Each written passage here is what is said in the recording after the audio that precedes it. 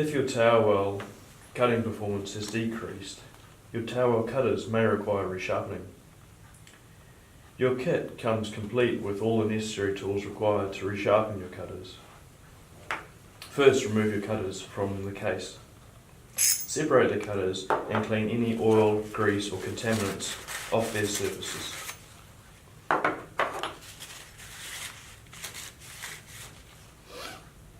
Using the lapping paste provided, apply a thin film around the top cutting portion of the inner cutter. Ensure there's a uniform amount of lapping paste. Place your two cutters together again and slowly rotate side to side for 3 to 5 minutes. This will reset the cutting edge and ensure optimum performance again. After 3 to 5 minutes, you'll notice that you've got an even grinding on the inner cutter.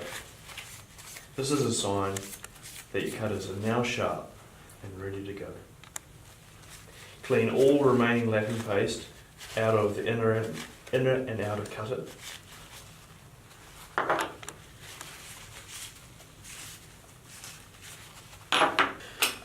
Reapply Tailwell cutter lubricant to the inner cutter